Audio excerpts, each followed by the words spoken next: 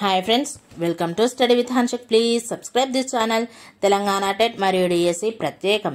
Telangana TET మరియు DSC social material మ్యాప్లో available ఉంది. లింక్ డిస్క్రిప్షన్లో ఉంది. డౌన్లోడ్ చేసుకొని ఫోన్పే ద్వారా కానీ గూగుల్ పే ద్వారా కానీ పొందవచ్చు. 9494525644. వన్ లైనర్ ప్రశ్నలు 6th నుండి ఇంటర్ వరకు. 8th లెసన్ వ్యవసాయ ఉత్పత్తుల అమ్మకం. సోషల్. Previous class continuation. పట్టణాల్లో చాలామంది వర్తకులు శాశ్వత షాపులను ఎవరి అనుమతితో నిర్వహిస్తున్నారు?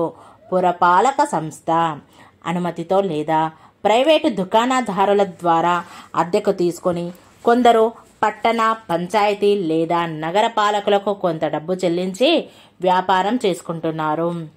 ఒక ప్రదేశం నుండి మరొక ప్రదేశానికి మారే అంగళ్ళ వంటి వాటిని ఏమంటారు? సంతలు. నిర్దేశిత ప్రాంతాల్లో నిర్దేశించిన రోజున వర్తకులు ఏ విధంగా వస్తువులను అమ్ముతారు? ఒక ప్రదేశం నుండి మరొక ప్రదేశానికి మారుతూ. సంతల్లో అమ్మే వర్తకులు వస్తువులను ఎక్కడి నుండి కొనుగోలు చేస్తారు? పట్టణాల్లో లేదా నగరాల్లో ఉండే టోకు దుకాణాల నుండి కొనుగోలు చేసి పెద్ద మొత్తంలో ప్రజలు గుమిగూడే సంత ప్రాంతాలకు చేరుస్తారు. మన దేశంలో ఈ విధంగా నడిచే సంతలు ఎన్ని ఉన్నాయి? సుమారు 25,000. ఈ సంతలు పట్టణ గ్రామీణ ప్రాంతాల్లో కూడా పనిచేస్తాయి. కట్టంగూర్ గ్రామం ఎక్కడ ఉంది? చౌటుప్పల్కు 50 కిలోమీటర్ల దూరంలో ఉంది. చౌటుప్పల్ గ్రామం ఏ జిల్లాలో ఉంది? యాదాద్రి జిల్లాలో. చౌటుప్పల్ గ్రామంలో ఏ రోజున సంత జరుగుతుంది? ఆదివారం. చౌటుప్పల్ సంతకు ఎన్ని గ్రామాల ప్రజలు వస్తారు? చుట్టుపక్కల 50 గ్రామాల ప్రజలు. చౌటుప్పల్ సంతలో వేటికి ప్రత్యేక స్థలాలు ఉన్నాయి? పశువుల వ్యాపారానికి, కిరాణా వస్తువులకు, తినుబండారాలు వస్తువులను అమ్మడానికి. చౌటుప్పల్ మార్కెట్లో ఎవరికి ప్రత్యేకంగా సొంత స్థలం ఉంటుంది? కూరగాయలు, బట్టలు వంటివి అమ్మే ప్రతి వర్తకునికి అది వారికి నిర్దేశించిన స్థలం. ఇంద్ర అనే వ్యాపారి వారంలో 4 సంతలకు 3 పెద్ద గ్రామాలకు వెళ్ళి ఎండుమిర్చి అమ్ముతుంది. ఆదివారం చౌటుప్పల్, సోమవారం ఆత్మకూర్, మంగళవారం ఏదైనా పల్లెటూరు, బుధవారం అమ్మనబోలు, గురువారం మునుగోడు, శుక్రవారం నార్కెట్పల్లి, శనివారం కట్టంగూరు. స్వయం సహాయక బృందంలో నెలకు 100 రూపాయలకు ఎంత వడ్డీ ఉంటుంది?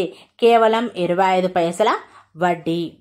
ప్రభుత్వ పథకం పైన పావలా వడ్డీ వల్ల ఇది సాధ్యమైంది. వర్తకులందరూ గ్రామ పంచాయతీకి ఎంత పన్ను చెల్లిస్తారు? 10 రూపాయల చొప్పున. సంతల్లో సుమారుగా ఎందరు స్త్రీలు ఉంటారు? 3/4 వంతు. వారపు చక్రం అంటే? చాలా మంది వర్తకులు సంతలను వారపు చక్రంగా నిర్వహిస్తారు. వారానికి ఒకసారి అదే ప్రదేశానికి వచ్చి అంగడి ఏర్పాటు చేసుకుంటారు. వాళ్ళ సౌకర్యాన్ని బట్టి ఏ సంతలకు వెళ్లాలో నిర్ణయించుకుంటారు. వ్యవసాయ ఉత్పత్తులైన ఆహార ధాన్యాలు, పప్పు ధాన్యాలు నేరుగా ఎవరికి అమ్ముతారు? టోకు వర్తకులకు. చిన్న వర్తకులు వీటిని కొనుగోలు చేసి వినియోగదారులకు అమ్ముతారు. రైతు బజార్లు అంటే ఉత్పత్తిదారులే నేరుగా తమ వస్తువులను వినియోగదారులకు అమ్మే మార్కెట్లు. ఇవి చాలా తక్కువగా ఉన్నాయి.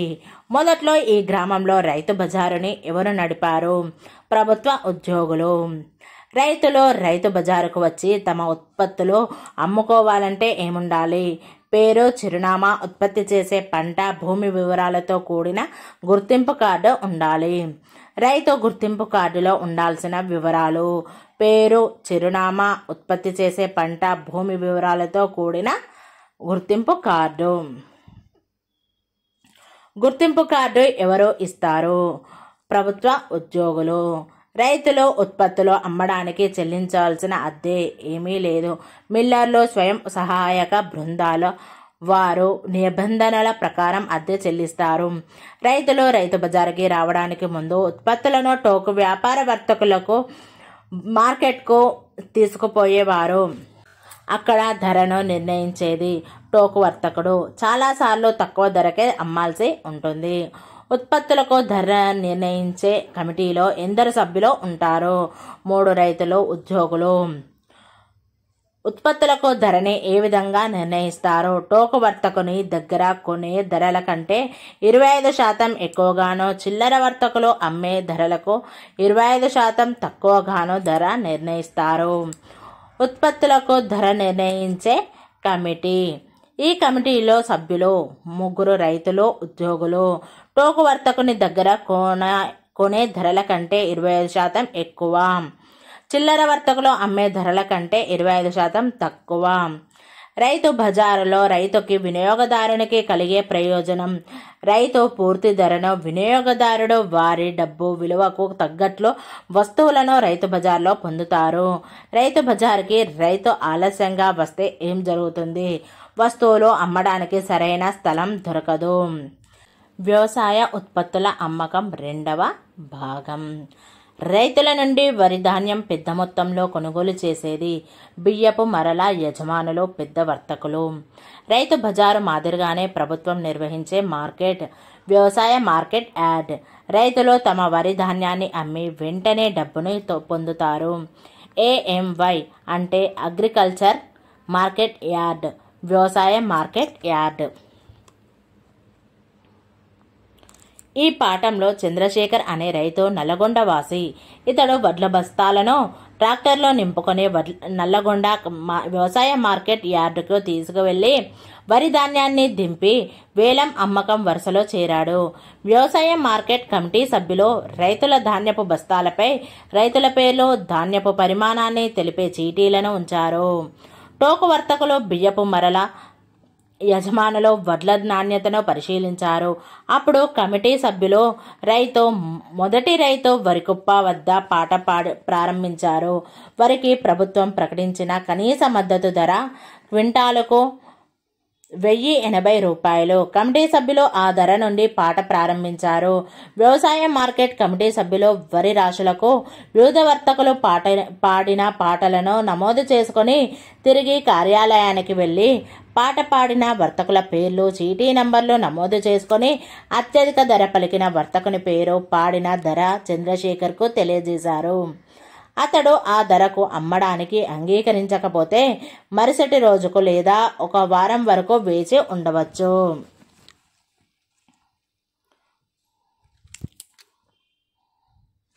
కనీస మద్దతు ధర. ప్రభుత్వం ప్రతి సంవత్సరం వేటికి కనీస మద్దతు ధరను ప్రకటిస్తుంది. వరి, గోధుమ, వేరుశెనగ మొదలైనవి. ఒకవేళ వర్తకులెవరో ఆ ధరకు కొనుగోలు చేయడానికి సిద్ధంగా లేనప్పుడు రైతుల దగ్గర నుండి ధాన్యాన్ని కొనుగోలు చేసేది ప్రభుత్వ సంస్థలు. భారత ఆహార సంస్థ వంటి సంస్థలు ప్రభుత్వం ప్రకటించిన కనీస మద్దతు ధరకు వేటిని దృష్టిలో ఉంచుకొని ప్రభుత్వం మద్దతు ధరలను నిర్ణయిస్తుంది. రైతుల పెట్టుబడులను దృష్టిలో ఉంచుకొని వాళ్లకు నష్టం కలగకుండా మద్దతు ధరలను నిర్ణయిస్తుంది. వేలంపాట ప్రారంభమైన తర్వాత వర్తకులు బియ్యం మరల ప్రతినిధులు దేనిని బట్టి రేటు పెంచుతారు? వడ్ల నాణ్యతను బట్టి. వ్యవసాయ మార్కెట్ యార్డులో కొనుగోలు చేసినందుకు గాను ఎవరో కొంత రుసుం చెల్లించాల్సి ఉంటుంది. వర్తకులు ధాన్యం కొనుగోలు చేసినప్పుడు ఆ మొత్తానికి ఎంత చొప్పున కమిటీకి కమిషన్గా చెల్లించవలసి ఉంటుంది. 100కి రూపాయి. రైతులు మాత్రం ఏమీ చెల్లించవలసిన అవసరం లేదు. కానీ నిజానికి రైతులు కూలీ ఖర్చు, దింపుడు ఛార్జీలు, పరిశుభ్రత నిర్వహణకు ప్రతి 100 రూపాయలకు 3.5 రూపాయల చొప్పున చెల్లిస్తున్నారు. వ్యవసాయ మార్కెట్లో రైతులు అమ్మదలిచినప్పుడు రవాణా ఖర్చులు, ఇతర ఖర్చుల రూపంలో క్వింటాలుకు అయ్యే ఖర్చు 10 రూపాయలు. ఇది తమ గ్రామంలో అమ్మడానికి అయ్యే ఖర్చు కంటే ఎక్కువ. వ్యవసాయ మార్కెట్లో రైతులు మంచి ధరను పొందడానికి అవకాశం ఉంటుంది. దీనికి కారణం అమ్మకం పూర్తిగా బహిరంగ వేలంలో ఉండటం. తెలంగాణ రాష్ట్రంలో సుమారు ఎన్ని వ్యవసాయ మార్కెట్ యార్డులు ఉన్నాయి? 100. ఎన్ని వ్యవసాయ ఉత్పత్తులను వ్యవసాయ మార్కెట్ యార్డులలో అమ్ముతారు? 1/4వ వంతు. మిగిలిన 3/4వ వంతు ఉత్పత్తులను ఎక్కడ అమ్ముతారు? గ్రామంలో అమ్ముతారు. తెలంగాణలో అత్యధికంగా ఉత్పత్తి అవుతున్న పంట వరి. తెలంగాణ రైతులు తమ పంట ఉత్పత్తులను ఏ విధంగా అమ్ముతున్నారు? 3 వంతులను గ్రామంలో అమ్ముతుండగా 1 వంతు వ్యవసాయ మార్కెట్ యార్డులో అమ్ముతున్నారు. పెద్ద రైతులకు రవాణా ఖర్చులు తగ్గడానికి కారణం సొంత ట్రాక్టర్ ఉండటం వల్ల. 9th లెసన్ తెగలు సామాజిక నిర్ణయాధికారం. అడవులలో నివసించే వివిధ రకాల సమాజాలను ఏమని పిలుస్తారు? తెగలు. తెలంగాణలో ఉన్న గిరిజన సమూహాలు చెంచులు, కొండరెడ్లు, గోండ్లు, కోయలు, సవరలు. మన దేశంలోని చాలా రాష్ట్రాల్లో ఉండే తెగలు ప్రధానంగా అడవుల్లో జీవనం సాగిస్తున్నారు. వీళ్ళందరికీ ఎలాంటి జీవన విధానం, భాషలు, సంస్కృతులు ఉన్నాయి? విభిన్న జీవన విధానాలు, భాషలు, సంస్కృతులు ఉన్నాయి.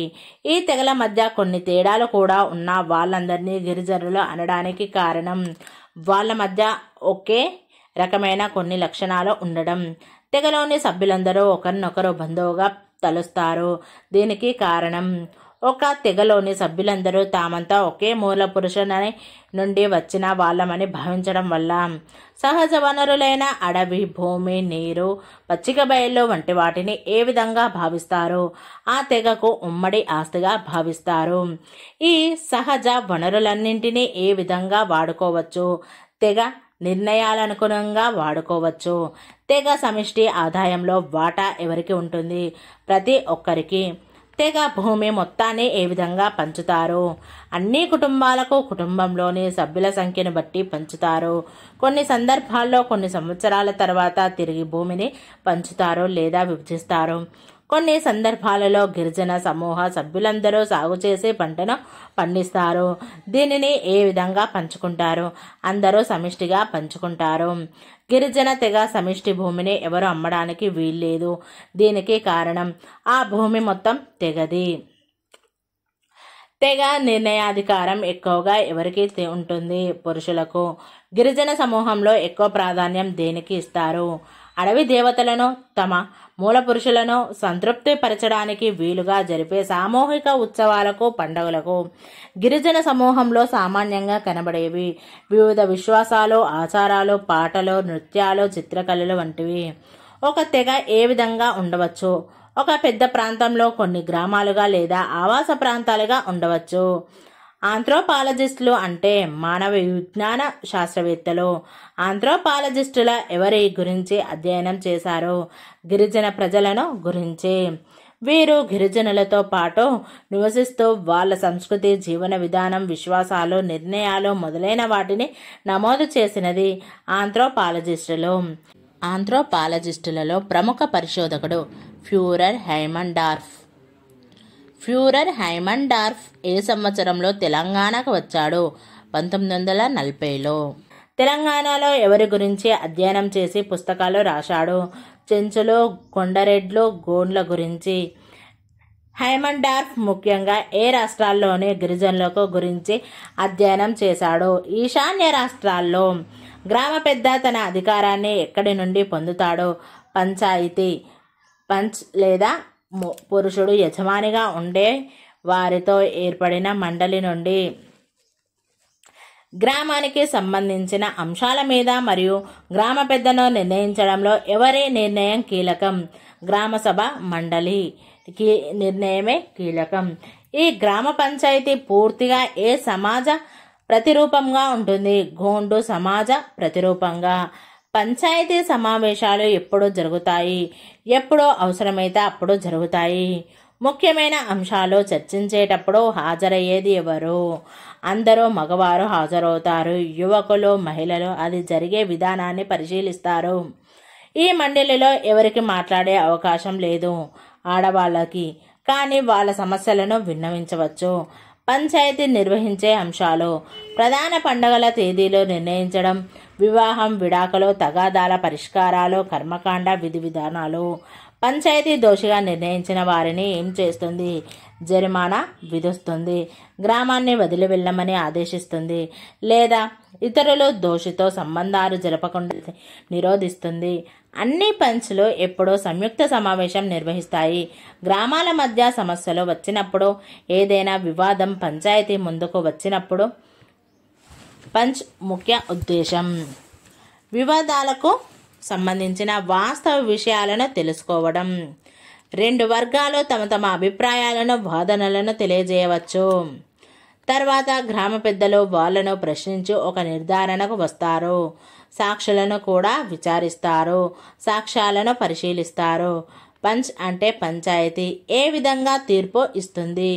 రెండు వర్గాలు అభిప్రాయాలు వాదనలు తెలియజేసిన తర్వాత గ్రామ పెద్దలు వాళ్ళను ప్రశ్నించి ఒక నిర్ధారణకు వస్తారు, సాక్షులను విచారిస్తారు, సాక్ష్యాలను పరిశీలిస్తారు. ఇవన్నీ పూర్తయ్యాక చర్చలు జరిపి గతంలో ఇలాంటి సందర్భాల్లో ఇచ్చిన తీర్పులను పరిశీలించి తీర్పు ఇస్తుంది. తీర్పులు ఏ విధంగా ఉంటాయి? తరతరాలుగా తెగలో వస్తున్న కట్టుబాట్లకు అనుగుణంగా ఉంటాయి. తీర్పు మీద చర్చలు జరిపి చివరిగా ఒక పరిష్కారానికి వచ్చేది తెగలోని వృద్ధులు. వివాదానికి సంబంధించి చివరి నిర్ణయాన్ని ఎప్పుడూ ప్రకటిస్తారు. పూర్వాపరాలను పరిశీలించిన తర్వాత పంచాయతీ పెద్ద పరిష్కారాన్ని సూచిస్తాడు. అయితే ఇది తుది నిర్ణయం కాదు. తర్వాత బాధితుడు కోరితే తీర్పులో మార్పులు కూడా చేస్తారు. ఆ తర్వాతే చివరి నిర్ణయాన్ని ప్రకటిస్తారు. పట్ల అంటే గ్రామ పెద్ద. ప్రతి గ్రామానికి పెద్దగా వ్యవహరించేది ఎవరు? పట్ల, గ్రామ పెద్ద. పట్ల పదవి ఏ విధంగా వస్తుంది? వారసత్వంగా వస్తుంది. వారసులు అంటే తల్లిదండ్రుల నుండి లభించే ఆస్తులు, ఇంటి పేరును పొందే కుమారులు, కుమార్తెలు. పంచాయతీకి జవాబుదారు. పట్ల చాలా విషయాల్లో ప్రభావవంతుడైన నాయకుడిగా వ్యవహరిస్తాడు. గ్రామ పెద్ద విధులు ఎప్పుడు నిర్వహిస్తాడు? ప్రతిరోజు. గ్రామ పెద్ద ఎవరై ఉంటారు? సాధారణంగా గ్రామం ఏర్పాటు చేయడంలో కీలక పాత్ర పోషించిన కుటుంబపు వ్యక్తి అయి ఉంటాడు. గ్రామ పెద్ద గ్రామాన్ని సమైక్యంగా ఉంచడానికి ఎవరితో సంధానకర్తగా ఉంటాడు? బయట వ్యక్తులతోనూ ప్రభుత్వ సంస్థలతోనూ. పండుగల్లో గ్రామానికి సంబంధించిన సామాజిక కార్యక్రమాల్లో స్వయం సమన్వయకర్తగా వ్యవహరించేది గ్రామ పెద్ద. గ్రామానికి వచ్చిన అతిథులకు ఆతిథ్యమిచ్చేది గ్రామ పెద్ద.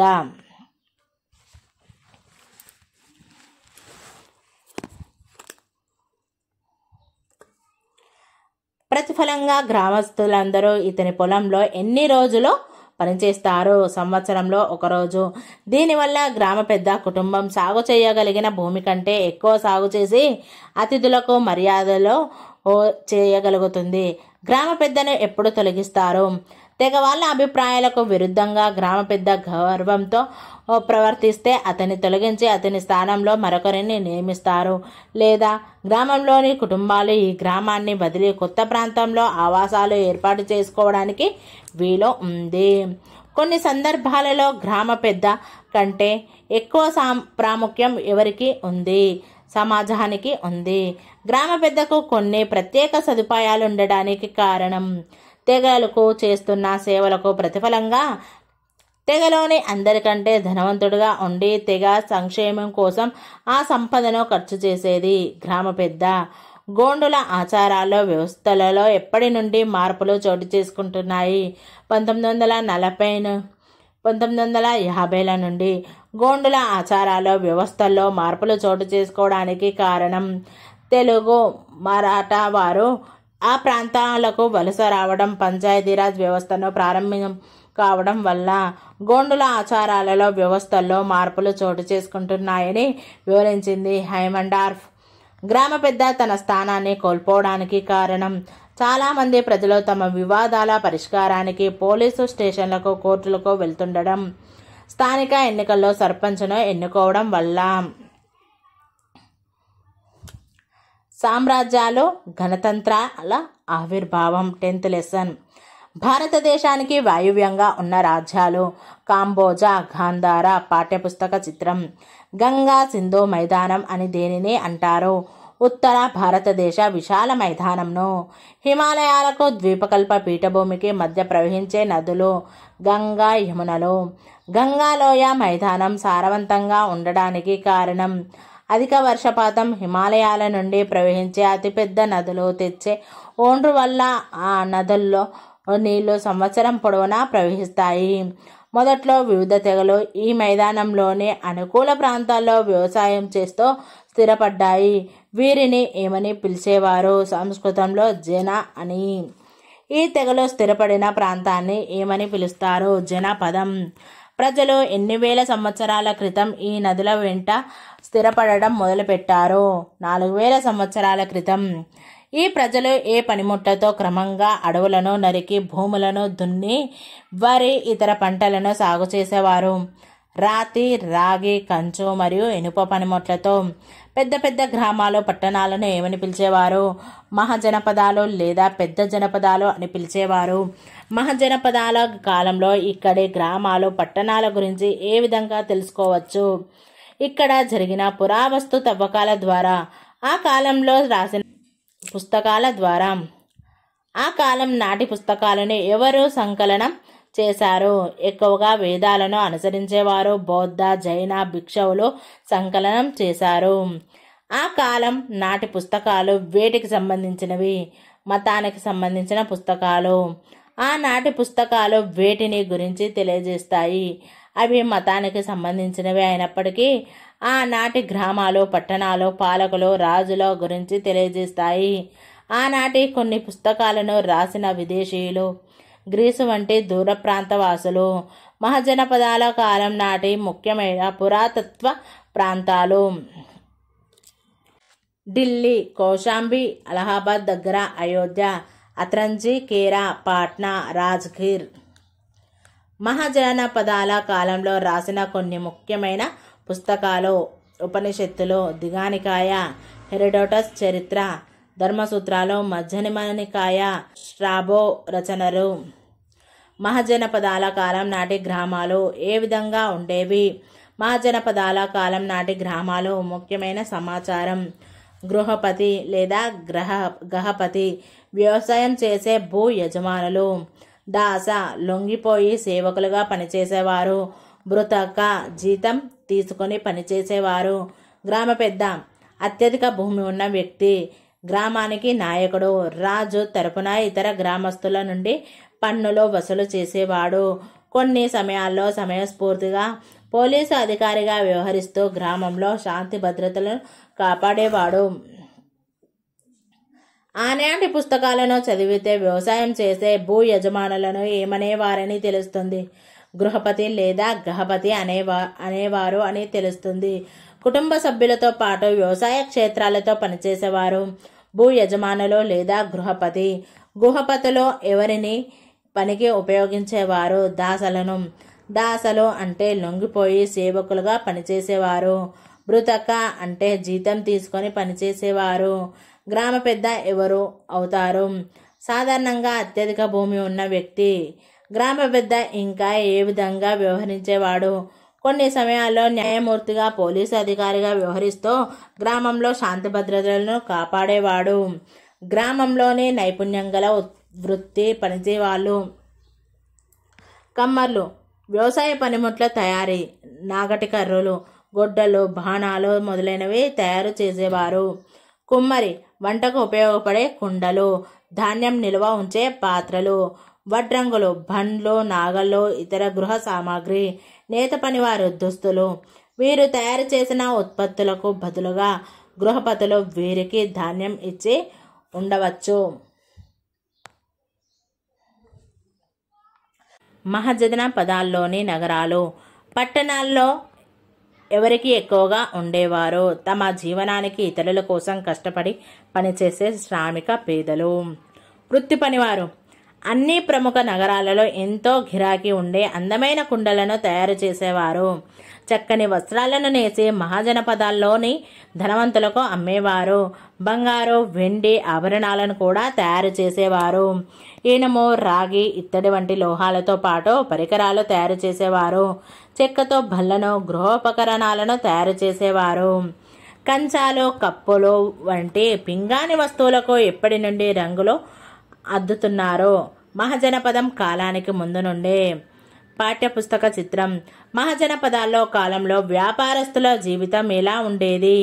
వాళ్లకు వచ్చిన అపార లాభాలతో పెద్ద వంతుల్లో డజన్ల మంది సేవకులతో, బానిసలతో పనిచేయించుకుంటూ విలాసవంతమైన జీవితం సాగించేవారు. చాలామంది మహాజనపదాలను ఎవరు పాలించేవారు? రాజులు.